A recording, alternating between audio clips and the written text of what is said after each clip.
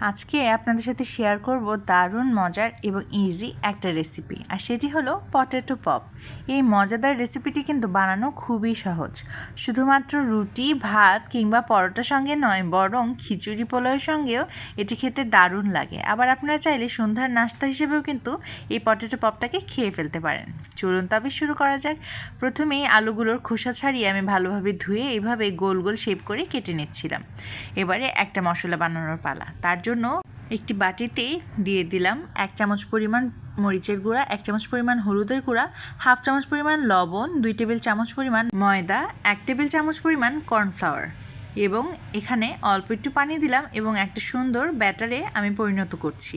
একবারে পাতলা হবে না, আবার একেবারে ঘন হবে না, কিন্তু মোটামুটি ঘনই থাকতে হবে। কনসিস্টেন্সি যখন দেখবেন এরকম হয়ে এসেছে, তখন বুঝবেন আপনার ব্যাটার একেবারে তৈরি।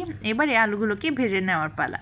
চুলায় একটি হাঁড়ি বসিয়ে তার মধ্যে তেল গরম করে নিলাম। তেলটা মোটামুটি পরিমাণে দিতে হবে, খুব বেশিও না আবার খুব কমও না। এবারে এক একে করে আমি সেই ব্যাটারে আলুগুলোকে ভালোভাবেই ডিপ করে নিয়ে সেগুলোকে তেলে ছেড়ে দিচ্ছিলাম। এই মজাদার রেসিপিটি কিন্তু একবার ট্রাই না করলেই মিস হয়ে যাবে।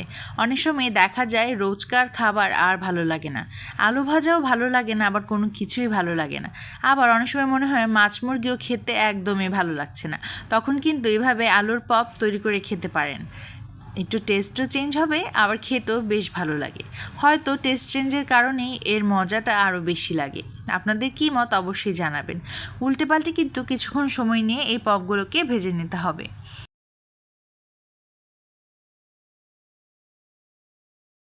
আলু হচ্ছে এমন একটা তরকারি অথবা সবজি যেটি কিন্তু সব ধরনের খাবারের সঙ্গেই মিশে যেতে পারে।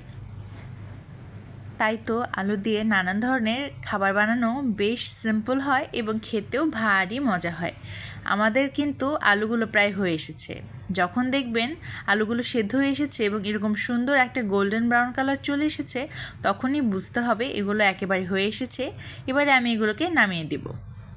একটা মাটির পাত্র নিয়ে নিলাম এগুলোকে পরিবেশন করার জন্য। মাটির পাত্রর মতো সুন্দর পাত্র হয়তো আর কিছু হতেই পারে না।